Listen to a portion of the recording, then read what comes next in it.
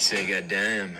You said, all right. I said, let's do a podcast. Let's sit down. Let's get a coffee. Let's just talk about 1, 2, 3, 4.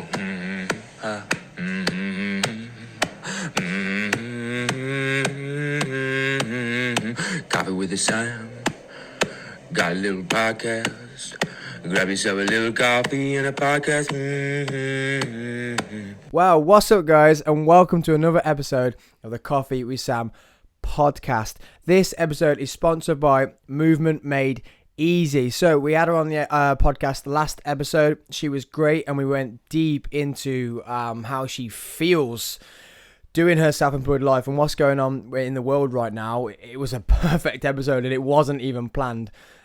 So go follow her on movement.made.easy on Instagram and get her booked in for all your massage needs when we can. She's ready to rock and roll with PPE, and she's ready to go as soon as lockdown finishes. So today's guest, you're going to recognize his voice 100%. He is one of the three of us that's on Three's a Party, which is our sport/UFC podcast. But today he joins me on the Coffee with Sam podcast, and he joins me in the coffee house today. We have fresh brewed coffees. Yes, we do. Cheers, mate. And my guest today, if you haven't noticed, he said one thing, but you know his distinctive voice 100%, is Terry Brown. Today he's not the MMA guy. Today he's just one of my guests. And we've got a lot to talk about, lots that we could get into. But today I've got him here because I want to talk about the positives and the negatives of performance-enhancing drugs. That was really hard to say then because I just wanted to say steroids. Yeah, which is what everyone declares it as, right? Yeah, performance-enhancing drugs. So if you don't know what they are, guys, and you've heard of the term steroids, they can positively affect your strength, your output, your recovery, how you look. But today I want to get into both. So, Terry, why have you been a user of performance-enhancing drugs? So I suppose it'd be easier to kind of set the scene, if it will. So I was very new into personal training at the time. I just started at a gym. We won't say the name of the gym, obviously. Yeah, please don't. Legal reasons. Legal reasons. We won't go into that. And I mean, I've been training. I've been involved in sport for pretty much all my life. But it wasn't until that point, being surrounded by lots of other users, that I thought, that I felt not the need, but the want to really improve my physique. I was really interested in the science behind it. I was very interested in getting into competing, and it just seemed like the next logical step for me. So did you feel it was pressure, or just you liked what you were seeing? Yeah, I think honestly, I think there could be a little bit of both of that, if I'm honest. I definitely liked what I saw in terms of some of the physiques that could be gained from it, but there's also an element of pressure. I mean, I wanted to look the part as well as sell what my services. So there was an element of pressure there because I want to be the guy that everyone looked at and went, well, he knows what he's doing. And I felt at that time, naively, that steroids was going to help me with that.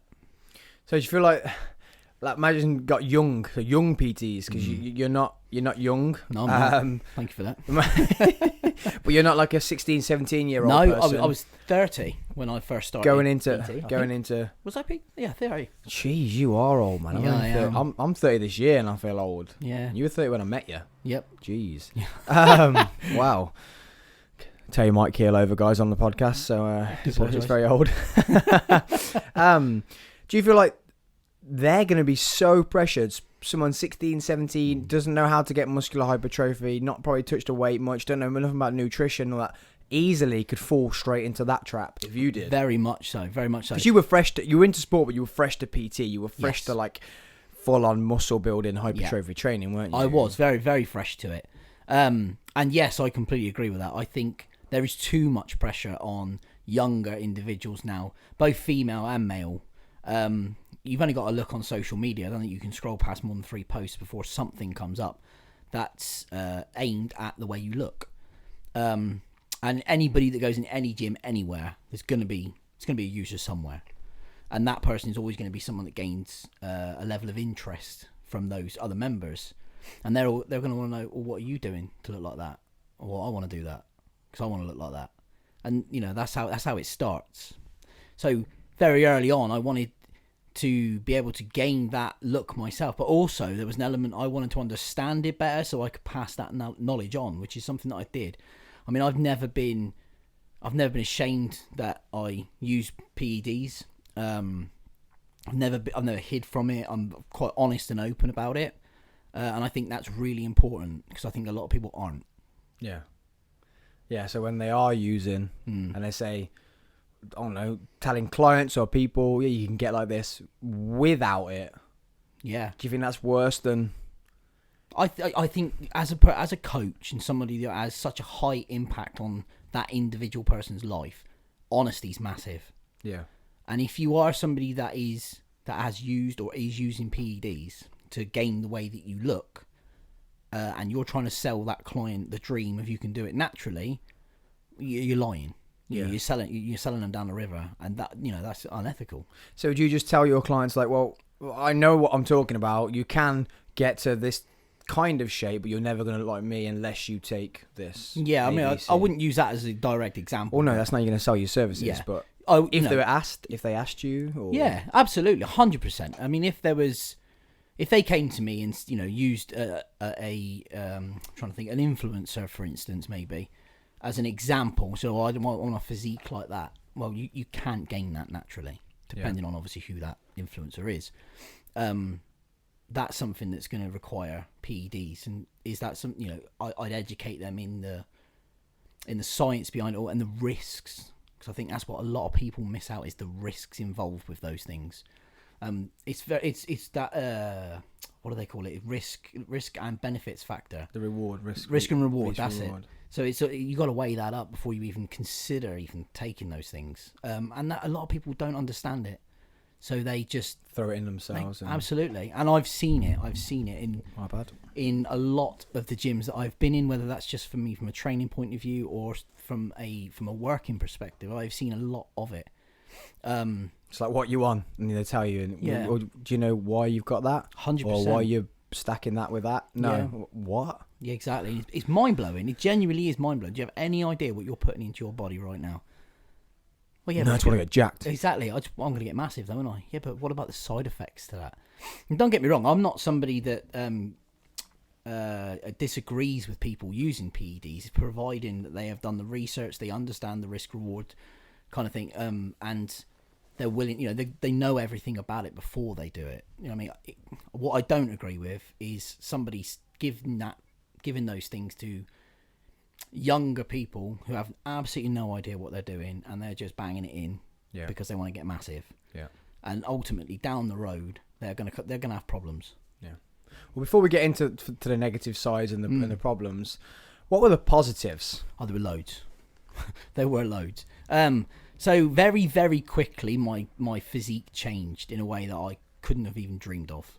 Don't get me wrong, there was a lot of hard work, both nutritionally and training wise, that also needs to go into that. It's not a miracle cure for anybody.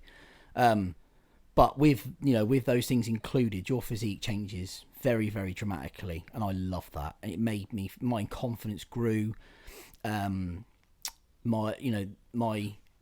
just confidence, but the way that I looked, it improved the way that I would speak to other people.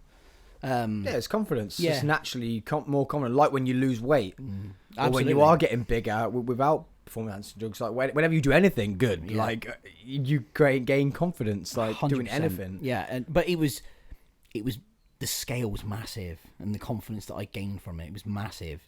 And obviously strength grew, so I was lifting weights that I couldn't even pick up off the floor before we'd even started. And that is something that continually grew over time. But then, because I'm lifting silly weights, or what I would class as silly weights at the time, it gains interest from other people. And do you know what? Off the back of it, my business grew. Not because of... I'm not putting that down to steroids completely. Obviously, it was my skill set and my coaching skills that grew my business. But because of the way I looked, a lot more people wanted to speak to me. They wanted to ask me, how did you get that big? Yeah. What can I do to get that big, and that's where the coaching element comes in.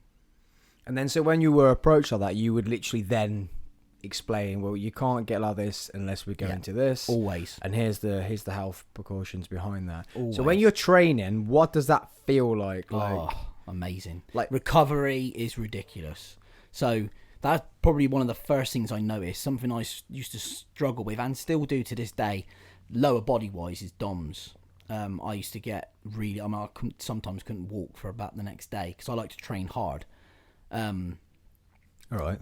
Sorry. Get hard. And my DOMS would be really bad. When I was using PEDs, the recovery rate was like literally less than 24 hours, and I felt like I could go again. Wow. It was nuts. And obviously, when that comes to lifting anything, you know, there's a fatigue and a what's the failure kind of break point. Didn't really exist when I was on PEDs. I could it did, but I could push so much further. So is that where you think the actual gains come from? Like when people just think they can take it and they're just going to sit on the sofa and get jacked? Yeah. Like it comes from the fact of like you have this natural more eager to train. Yeah, absolutely. There's not really a failure point until you completely fail, like your body just completely gives up. And then secondly, that you could probably train the same muscle group within a day or 2 days after. Yeah. You're getting the more volume in, which then gets the growth. It's not just the drugs that gets you there. No, you still need the hard work, but it opens the door. It's that extra little bit, that just gives you that extra, I can try to get larger. And same again, that's going to make people think, well, why are you training legs twice a week and I can only do it once a week? Yeah. And I'm still writ off the week after. Yeah. And you're doing it twice. But as long as you're truthful, then... I agree. True, like I said, honesty is massive in any game, especially in coaching. And people need to be aware of it. And if they choose after that point that that's something that they want to do, that's the individual's choice. And they shouldn't be judged for it. It's just, that's what they want to do. Yeah, as long as it's not in competitive sport where it's illegal, then that's fine. But I feel there's loads of it anyway. Yeah, I was about to say that. I mean, I don't think there's any competition sport out there where there probably hasn't got it. That hasn't got a loophole for like fixing recovery, getting them back quicker. Yeah. And they will always find a way. I mean, you look at Lance Armstrong. Yeah. Naughty boy. But people will find a way to be able to, if you want to be the best, you've got to, the PEDs will help you get there. How sick would a sport be where they created complete new sports, or maybe let's say the athletics program, but it was another one with drugs? Yeah. You know how fast they would be. That'd be incredible. What about Usain Bolt on gear? Unreal, right? You would be able to record and mate, the way the world's going, it wouldn't surprise me. No. It wouldn't surprise me if that becomes a thing. Normal athletics isn't even a thing. No. This biological... steroid-filled, enhanced, because that's better. It looks better. The footballers can kick harder, run faster, jump higher, because that's what we're striving for with like technology and stuff. We're striving for that. The only thing that's probably stayed as it is sport. Yeah, it's not been touched. Technical-wise, you got VAR and all that stuff, but that's not changed the athletic ability of the sport. So there'll probably come a point where all the rich people in the world, like how the world's going, the rich get richer, the poor get poor. The rich people go, you know what? I'm going to film Man United with gear. Let's see how they play now. Well, they win everything, wouldn't they? Let's be fair. Yeah, and it's okay. Well, we need a league for that. Let's league it. Look at the size of them all. Like they're all jacked, like Antonio Valencia was, and they're all pushing each other over. And very good point. They look like fighters, and it wouldn't surprise me if that's the way the world goes. Because why not? We're bored now. No one's ever going to run faster than Usain Bolt. No. At the moment, no. At the moment, and it's like, well, God, we're bored with that. Let's fill someone with drugs so they can run quicker than him.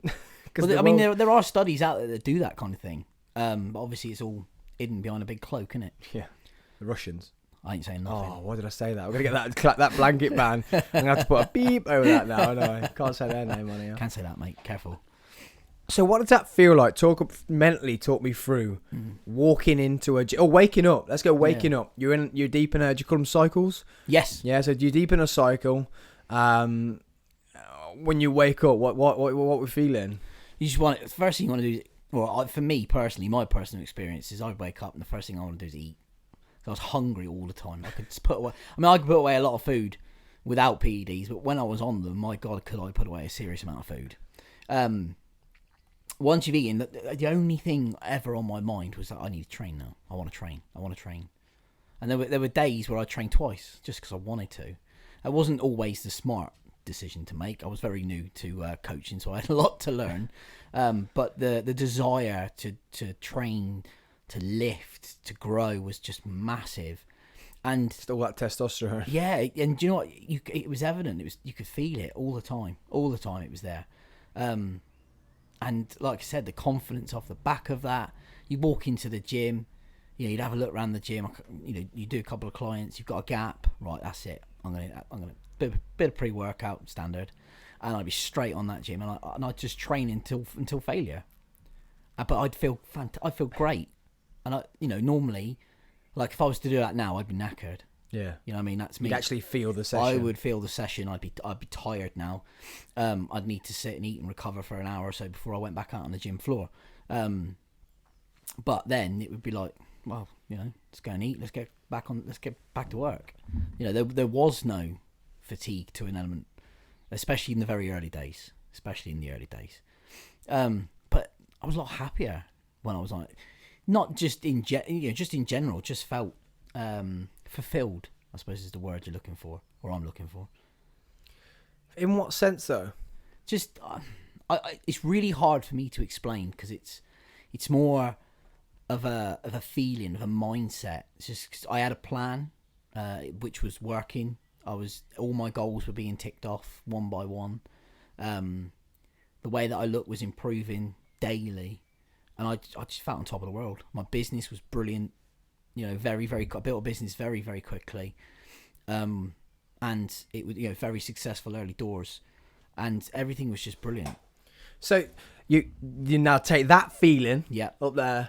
Everything's great. Training's great. Recovery is great. You're not getting any pain. You got desire to train every goddamn day, and other people haven't. You're eating loads, which is great. You're just getting bigger, stronger. Now, what's it feel like taking that away? very different, and it's something that took a long time to adjust to. So, I mean, very, very quickly, strength decreases. Obviously, again, fatigue sets in a lot quicker. Recovery rate is a lot longer, and in the back of your head, you'll always remember what you did before. So for me, like, I remember, bench pressing 50 kilo dumbbells like they were nothing. I mean, I couldn't get close to that now. And in the back of your head, you're always thinking, it wasn't that long ago that I was doing that. I can't do it anymore. And it's demotivating. And it's a real struggle then from a mental perspective to be able to get yourself back up and get in the gym to train again, because it doesn't feel as good as it did before. You do hear people say that, like, that it's that's the one, forget health benefits, the one main mental side effect is you can't get away from it. Yeah, absolutely. You can't hide from it. And it is evident from day one. And then obviously then that plays on confidence, that plays on your your mental health, your mental state. So like training plans will become hard to adhere to, and I had to be really specific with my plans. They had to be really detailed, so that I could ensure myself to see progression. So that would keep me motivated, because if I didn't, then I would lose motivation. And I'm a qualified coach, so imagine what somebody who isn't a qualified coach will feel like, who doesn't know how to program their sessions properly, who just follows your general bro split. Yeah. I mean, that's going to be real difficult for somebody from a mental. That's why a lot of people just stop training. And then because your metabolism now is a lot slower, because you're not using, you're gaining weight real fast. Because you're eating the same things. And your volume of food is the same. Your appetite levels are the same. If anything, they might even increase because your mood is a little bit lower. But your metabolism is also slower. So very quickly you gain a lot of weight, and then you don't look the same. So you're not lifting, you're not strong, but you're not in as good a shape as you was before, and that can play a real heavy toll on the mind. Yeah, big mental. When people think about just side effects of like just what we're going to go into about your body, Yeah. but never really thought about the mental side effects of like you literally aren't that same person. No, and I completely agree with that. You are not. And it's not a negative person, so it's not like when you've had bad mental health, and you're like, well, you know what, I'm not that person anymore, and you're now a better person. Yes, you were taking something you shouldn't have been taking, but you were a better person for that because you were Absolutely. stronger, fitter, faster, Absolutely. better mood. You could eat all the food you want in the world to better mood as well. Yep. But you're now a completely different person, and if you're pulling away from that completely, you're never going to be that person ever again. Yeah. Did you have a slump? Have you had Yeah, there are many slumps. It took me a very long time to adjust to life without it, I suppose you could say, because I really enjoyed my time whilst I was using, and I see massive results. Then life moves on, goals change, so it got to a point in my life where PDs wasn't something I wanted to use anymore or couldn't use anymore. But I was still a coach. Like I said, my aesthetic, my appearance changed. I wasn't in the shape that I was before. My strength wasn't as good, and it was hard because I wanted to go in. I wanted to train. I want to throw those weights around. I want people to look at me training, going, "I want to train with him. Look at him. Like he's in wicked shape. He knows what he's doing." But the downside now was that I wasn't as good as I was then. Which, it's going to happen to everyone, whether you're a PD or not. As age sets in, it can, that can also be a factor. Oh, yeah, bro. I've dropped like 5 kg since I started cheering a year and a half ago. It happens. And it can be really difficult, especially when you're a coach, because the pressure is on. When you're on the gym floor and you're training in front of people that, if they're not already clients, that could potentially become clients, the pressure is there for you to not perform to a level, but when you're training, you want to look good. You know what I mean? You've maybe got other PTs on the floor that are using. Yeah, absolutely. Or other people in the gym that aren't even a PT, which I know was massive in our gym. Huge. People taking it that weren't coaches then made you feel inferior, even though you were the more knowledgeable. You had the qualifications. You'd studied for hours and hours and hours. Yeah. And they would even... you're a coach. Why do I look better than you? Yeah. And that happens. And I could see now why you would push to go, you know what, you then, I'm gonna get jacked, and then and that's the world we live in. It is. We're, as a human species, we're competitive.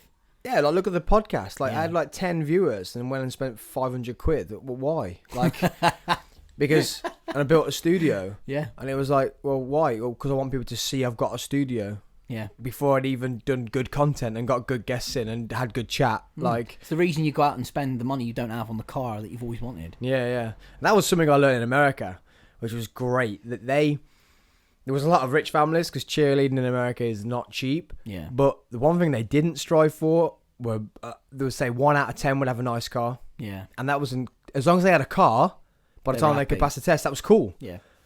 And whatever car they had, they were happy with. Normally their parents would give them the car, which helps. It was like a thing. But if it wasn't, it was just they've got a car and that's cool. Not like over in England, you can have a 45 grand car from your parents when you're 18 or before you've even bloody turned 18. All on the drive. Woo, you got a year till you can drive it type thing or whatever. And that was one good thing I bought back from that. And now I'm rocking around in my ratty old Golf because I'd rather spend money on this. Yeah. This is memories. The car at the time was great because I had the same sort of feeling with PT, not from performance enhancing, but if people see I've got a nice car, I'm successful, they want to train with me because I'm earning enough money to have an Audi. Yeah, you give off the idea. And the confidence was there. I was getting up at 5 o'clock in the morning, and instead of going out and getting in my IB for that was like dog, really cold, I'd go out, get in my 12-plate Audi with my own private plate on, fire it up, be warm in seconds, and I'd rock into the car park looking shiny as hell. And that would give me confidence to then walk into the gym. And if anyone questioned what I was saying about work, I was so confident with my appearance that I'd given off. And obviously I was in good shape then as well, that I would be like, I know what I'm talking about, you don't. Yeah. So I can see when you're saying where that confidence comes from taking performance enhancing drugs. It's like everything in life, which is not a bad thing. I know you've built your own studio at your house. That'll give you confidence because you've built that studio yourself. You can now show people you've got a studio. You can show people you've got this stuff, which then gives you the confidence to coach more, which gives you that confidence to grow more. Yeah. Did you hear that then? No. Gives you the confidence. Oh, how did I say it? I don't know. Oh my God, that was wicked. I was in then. The coffee was in. I thought you were talking about an actual like No. sound. It rhymed with grow more. It was like a... I missed it. Oh, I'm gonna have to. Oh, I can't wait to listen back to that now. I wanted to say it again. It was something. No, and gives you the confidence to grow more. Oh, That was insane. Watch your back. The new Run catch it line. back. The new run that back. Like all the UFC fights on @3's the Party podcast on Instagram. I love what you just done there. A lot of illegal moves. We've got to run that back. Yes. So, I went on a tangent then with the confidence. We were going into the negative sides. Have you come out of that, or is it still? I know you've reopened your coaching business now. Yep. And you are a great coach. You don't need the enhancements to do what you're doing. No. And it was more for your benefit than it was for clients' benefit. Yes. And just to be like a bit of poster boy for yourself. Yeah, it was, absolutely. But now you're a great poster boy for yourself, where you're very, we can enjoy life and we can lose weight. Yes, very much so. We don't need to get jacked. No. We can get jacked. We don't need to get jacked. And we can get to a certain level of muscularity and leanness. That's not a word. And leanness. Leanness. Thank you. Leanness. Without those, and enjoy our life, enjoy some alcohol, enjoy the party, Balance. and all that balance. Like you are that way now, but does it still play doubt in your mind? Not nowhere near as much, but there are days. Absolutely, there are days. I mean, you take the other day for example. Obviously, it's still important for me to train, and I still love training. But I'd have to come outside to train, and I'm inside, and I'm chilling out. Do I really want to go outside to train? Ugh. Back in the day, you'd have to fight me to keep me inside. I'd have been straight out here. Yeah. You know what I mean? I'd have dug up the garden just so I could have done some exercise. So yeah, there are elements, and that makes you will always trigger a memory, like silly little things, like when I was building the website and I was going back through old photos. And you see the condition that I was in Instagram before. gets me, man. Yeah, and I'm like, oh man, I remember that. That's a very far and few between now. See, now I do that then, but because I like to play games for myself, I then think to myself, am I ready to do that amount of work again? Yeah. And I'm like, no, well, you're never going to look like Sam. And I'm like, yeah, Yes, cool. Very true. Because back then I was doing cheer 3 times a week, training 7 times a week with you guys. I was eating exactly what I knew was going in. I probably was weighing what was coming out. Yeah, you were meticulous. I remember. Am I ready to do that again? No. I'm ready to train 7 times a week, plus 3 times a cheer, plus conditioning or stretching at home, plus eating and checking what's going in and having drink bans for cheer and stuff like that. Like, no, I'm not. Well, you're never going to like that again. Yeah, exactly. It's just it's accepting reality. Yeah. And that's, I mean, I deal with that a lot better now than what I did previously. When I first came off PEDs and made that decision to not use them anymore, that was a very difficult time for me, especially around training, motivation. I mean, I developed anxiety out of nowhere. Never suffered with that before in my life ever. And all of a sudden, I was anxious about training. I was anxious about the way I looked, how that T-shirt would fit. And that's something that's never bothered me up until that very, very point. Do I still suffer with that now? Yes, to a degree, but I think that's actually quite normal. I think a lot of people suffer with that now, especially with the world in which we live in and the headlights that are on people for the way that they look. But was it enhanced by the enhancements? Yes, it was, 100%. The anxiety was. Yeah, 100%. And obviously, too, I don't know, when you were talking about that, I was trying to think about like other people in the gym. Say you got a 45-year-old Gary, who back in the day was a ripped, lean, young kid, doing hella sport, never stopped moving, didn't really eat because he was never stopped moving, looked good in his eyes, then walks in the gym at 45. He's going to have the same anxieties. 100%. Like, why can't I look like that? Well, I had a quicker metabolism then. No, you didn't, Gary, mate. You used to go to football 7 times a week and then walk there and walk back and not eat. You had a pack of Cheetos a day or whatever, Cheetos or something. That's all you were eating. That's why you look like that, my friend. Yeah. Not now, but that's where anxiety and insecurities could come from a male or even female, the other way around. 100%. Oh, I used to be able to eat what I wanted to, party where I want, and I had a sweet butt and I had a thin waist. Yeah, now you don't move. Now you sit in an office job and you've got kids to look after. You're not doing what you were doing back then. Exactly. And that can bring, like I say, the anxieties that we have. Mental health is obviously a big thing these days, and very much so. People trying to end their lives and stuff. But that can do that because, well, I used to do this or I used to look like this can be effective. And it wouldn't surprise me if a lot of these mental health problems can be brought on by performance enhancing drugs, because being in the industry, we know how easy it is to get hold of. Yes. And not professional people getting hold of it to sell it. Absolutely. And that's one of the biggest risks. It's a massive risk, because they are, I mean, the majority of them are produced in underground labs, and you really, it doesn't matter how much you know, you don't really know how good quality that is, or what is genuinely in that bottle or in that tablet. You don't know. You didn't make it. So did you do tablets and injection? Yeah, any form you can get your hands on. So you could be literally. So you could be injecting 50% proper stuff, 50% and I think filler. Yeah, absolutely. And I think that was, especially during that time, there was a lot of what we would call underweighted. So you would have a certain amount of micrograms per mil that you would think you were buying, and a lot of it was 50% dosed. A lot of it was. You were very lucky if you got a really good strong dose. So you just take more, or you just stick to? I didn't know, because I understood what I was doing. I understood, the chemistry, if you will, behind it. So I didn't do that. But other people, 100%. And I've yeah, because it's that side effect again as well. Yeah. You're taking real stuff. I'm taking dodgy stuff. You're getting better than I am. Well, why is that? Yeah. Okay, I need to take more then. Yeah, and it's the first thing that most people go to. Take more. And a lot Are of you training right? Yeah. Are you eating right? No, take more. Take more. Take exactly, more. and that's what people do, or some people do, not everybody. It's one of those things where what people don't realise is that your body adjusts to everything. The human body is incredible. Homeostasis. Absolutely. And if you are somebody that has been using for a while, I guarantee your doses now are triple, quadruple to what they were when you first started. Yeah. And where a lot of people go wrong is when their first cycle or they're early into it, their dosages they're huge. They're more than what most people would do. Most professional athletes would use, because they just don't understand it. They don't have the knowledge behind it. Exactly. People just giving it out like normal drugs. Just giving it out. Just giving it out. Yeah, you'd be right on that.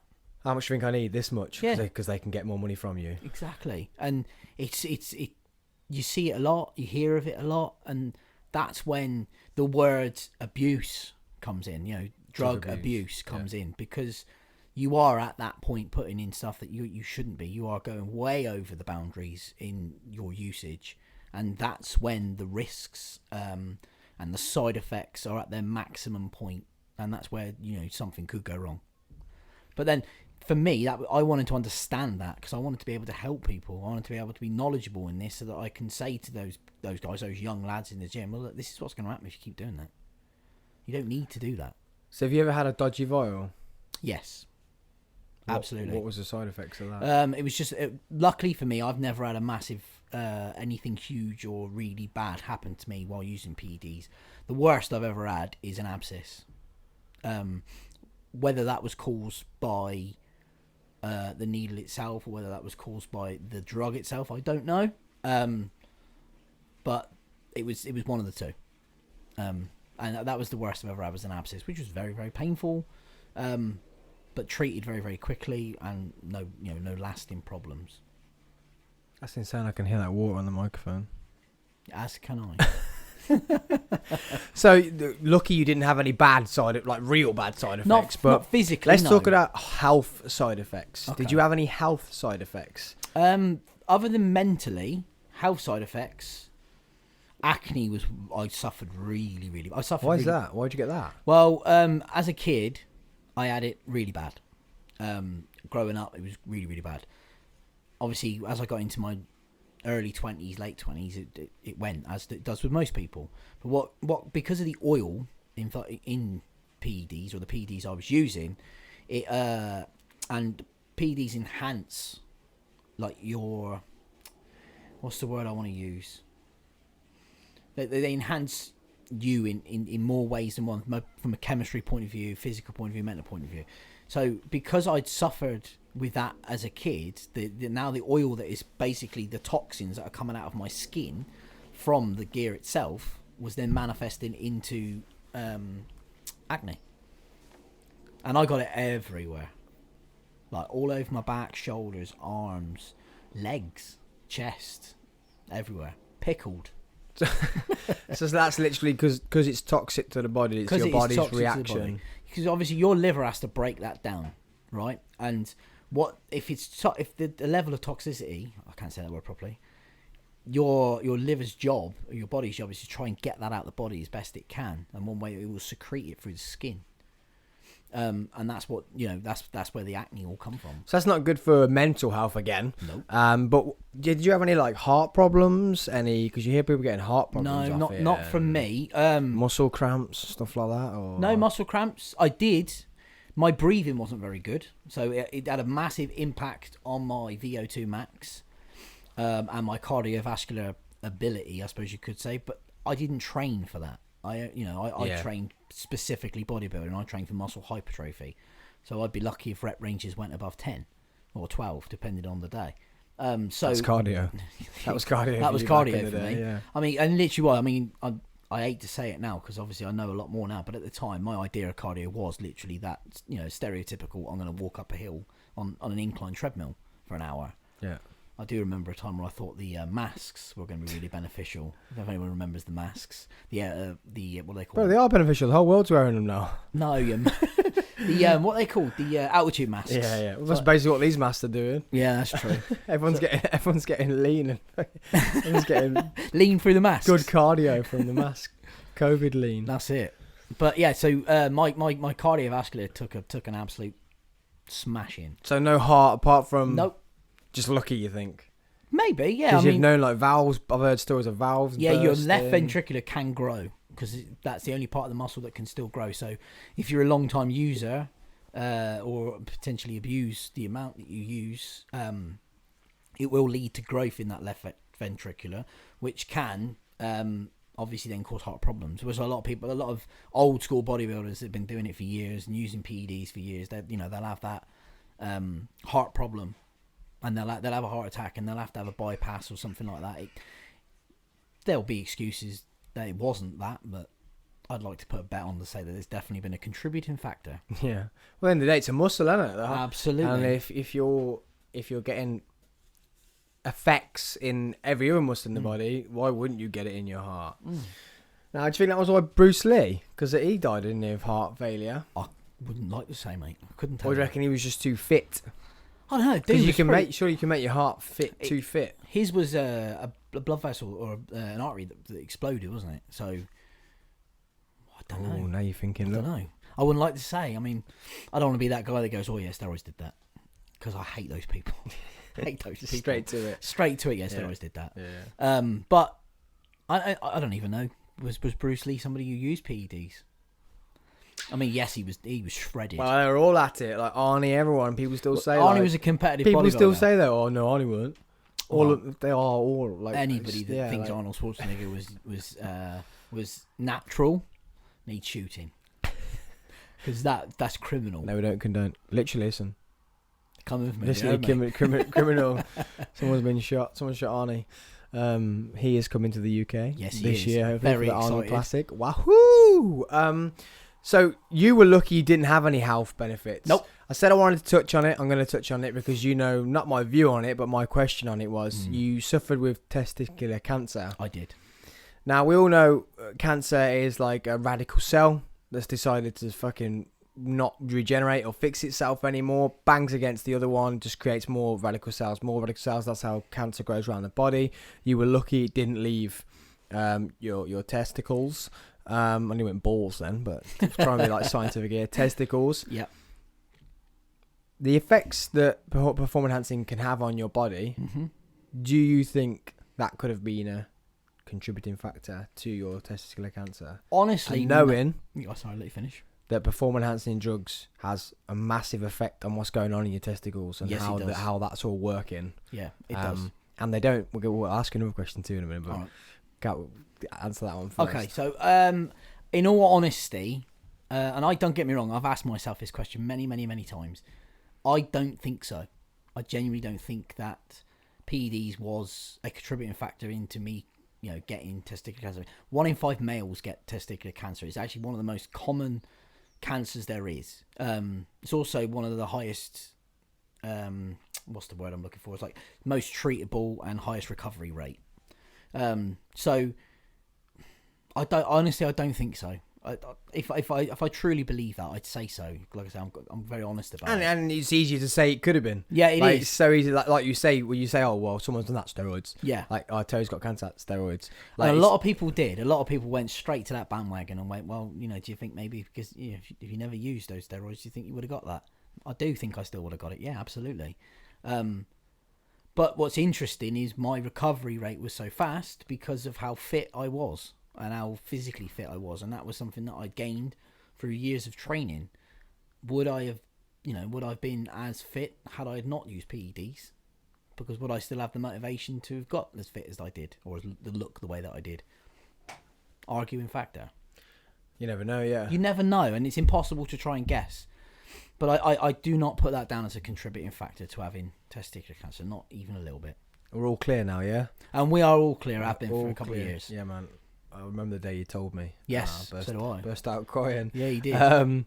So yeah, well, we're happy that you're fully clear and happy that you are really call it a survivor, because you did have effects, and I didn't see you throughout the whole period. But I wouldn't like to call you a survivor because went in, chopped it out, bish bash bosh. Bish bash bong. We're done. Yeah, absolutely. We're done. Big question about performance enhancing drugs. What happens to your balls?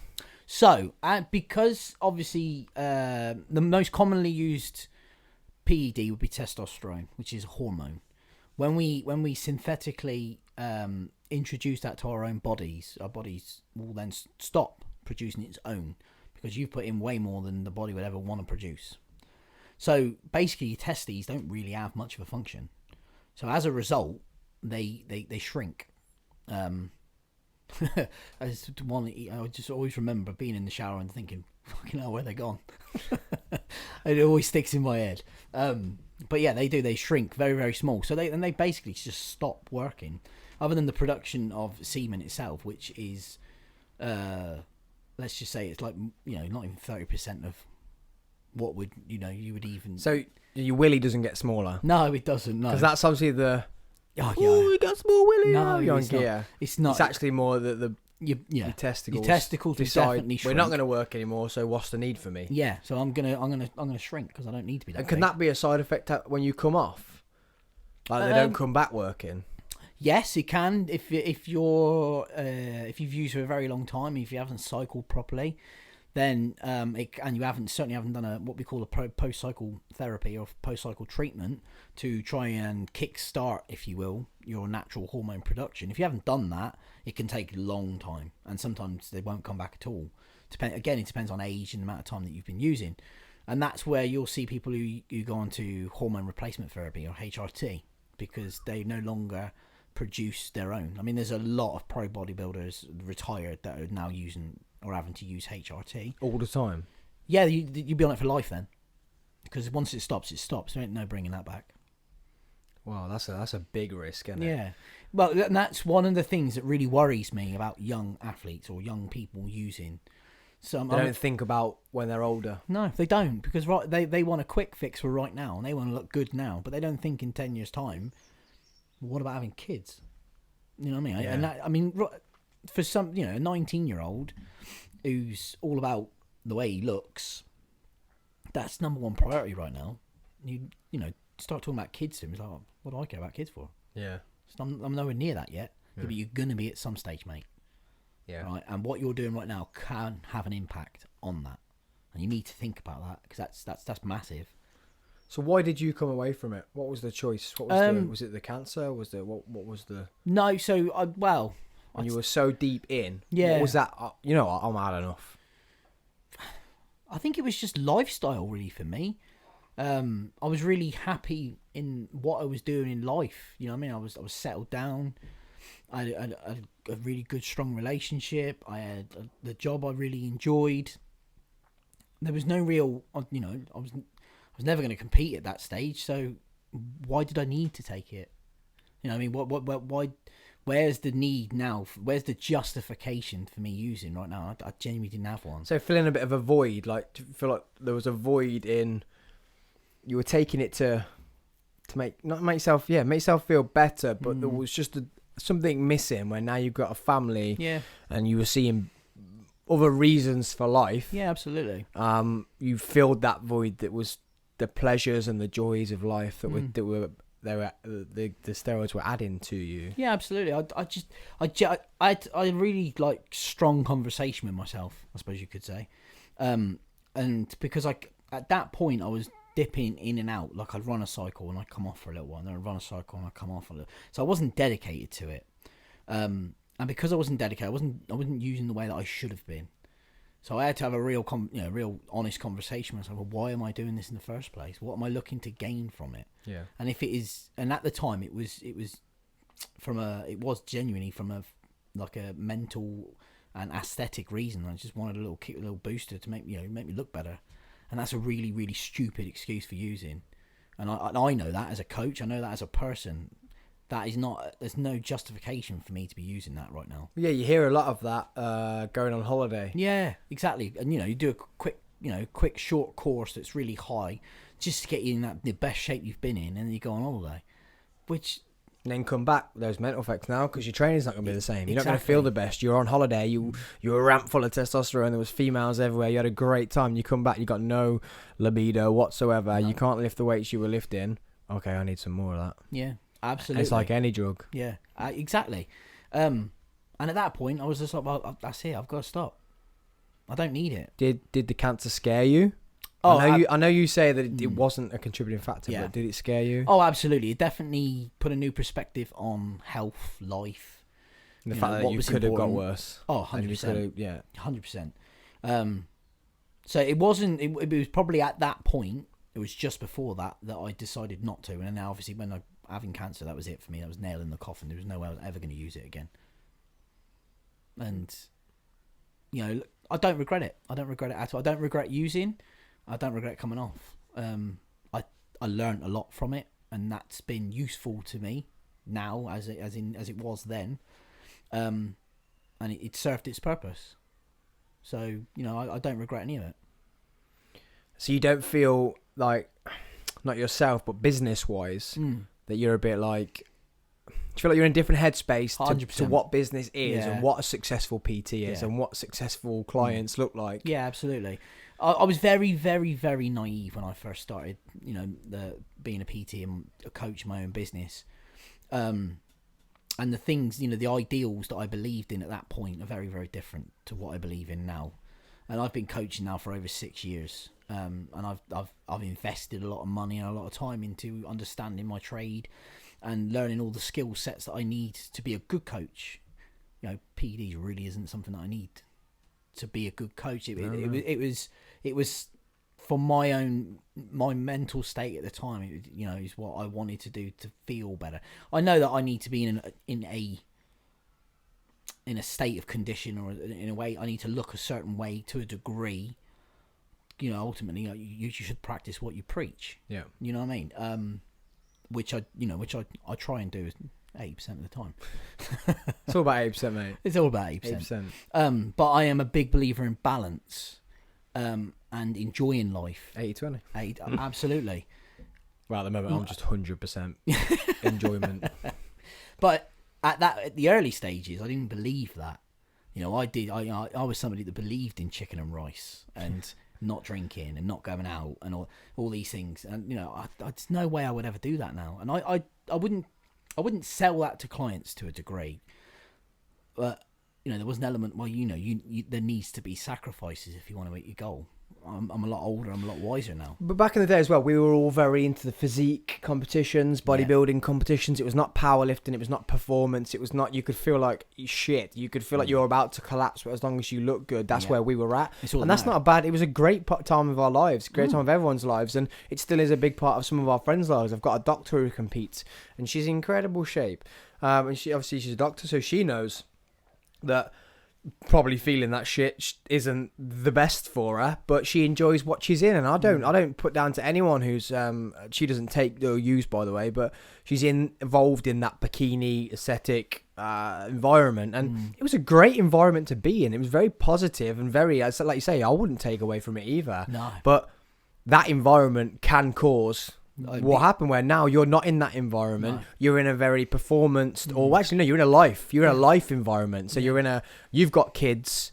You like to drink. Let's lose a bit of weight and make you live longer. Absolutely. Whereas the environment we were in back in that day when you were using was literally, let's get lean, let's get massive, let's get the best shape of our life, let's do this, and we'll also do a bit of partying. Yeah. But that's why there was the chicken and the rice and the stuff, because that's easier to maintain. Yeah. You know what's in that. Yeah. There's no added. There's nothing. You can easily say, I'm gonna have 4 of them a day, and I'm good. Yeah. Because you've got everything else to worry about. Because you've got low energy. So That's true. so you can see why they turn to that, because it's just a lot easier.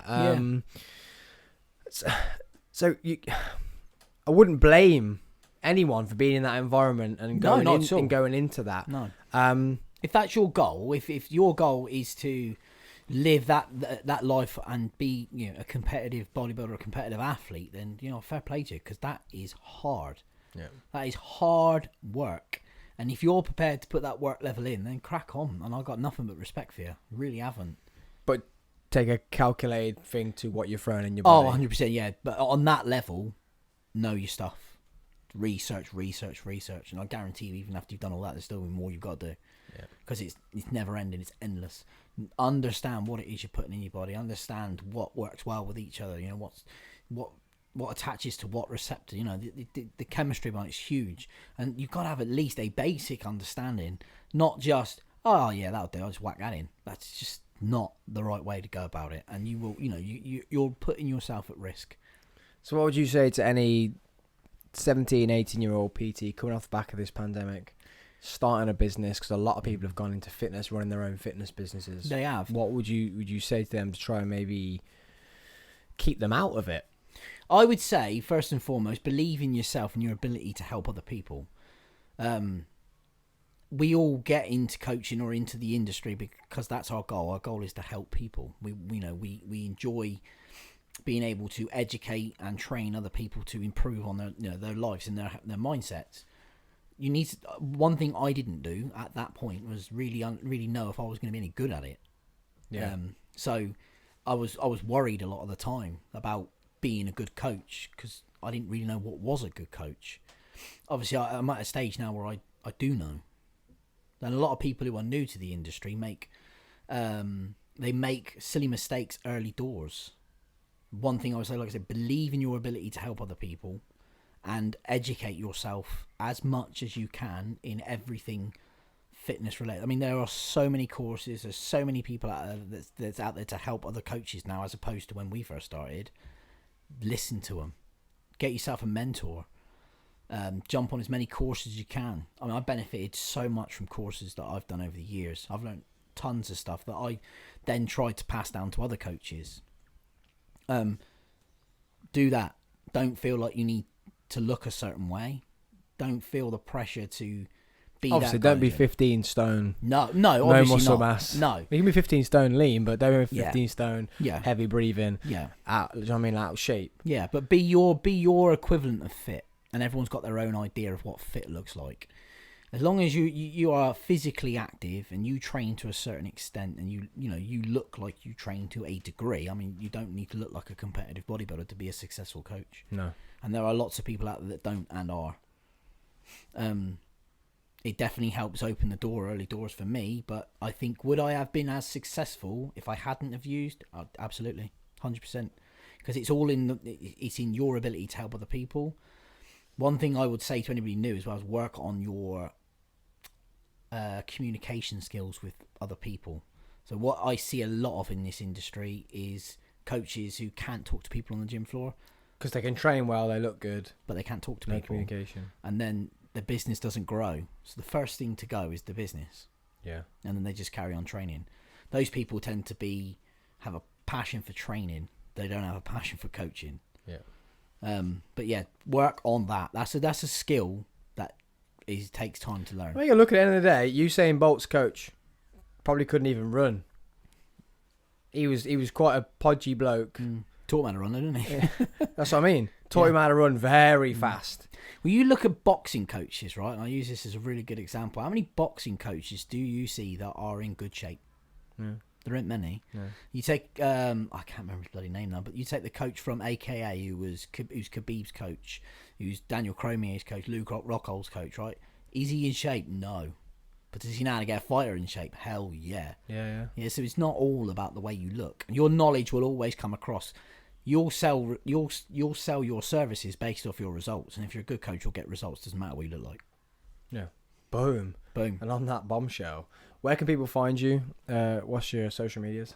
So Instagram is at T3 Personal Training. I can't remember what my Facebook one is, but I've got a website is www.t3personaltraining.xyz. All my connections to YouTube, Instagram, Facebook are on there. There's my my email address. If anybody wants to contact me, please feel free. If you've got any questions regarding PEDs, or coaching, or PTing, or anything along nutrition, fitness, health related, drop me a message. Drop him a message, and you have an online service too, don't you? So you don't need to come to Terry's unit. Is T3? No. Unit 3. Unit 3 unit. Don't have to come to his Unit 3 unit. You can get him on his website and you can work with him remotely, which obviously in this day and age is great. And he will teach you everything he has learned. Absolutely, 100%. Thank you. No, thank you for having a coffee with me, bro. Thank you for having me on. Thanks for opening up and hopefully opening some people's eyes to why they should or why they shouldn't, and just maybe making them question a decision. And guys, if you have been there and you've been on it and you're struggling with maybe mental health things, we've got people on this podcast that you can reach out to. We had James on. Reach out to me and I'll put you in contact with someone else. If you're struggling now, you want to come off but you can't come off, and you just haven't got that, you feel like you're on your own, then reach out, man. Reach out and I will, whatever I can do, I'll do. I'll put you in touch with someone. I'll talk to myself. We'll put you in touch with Terry. We'll put you in touch with, like I say, James, who's professional health, mental health worker. So yeah, this has been another episode of Coffee with Sam podcast. Thanks for joining me, Terry. Thank you. And I'll see you the weekend for Freezer Party. Yes, you will. Peace.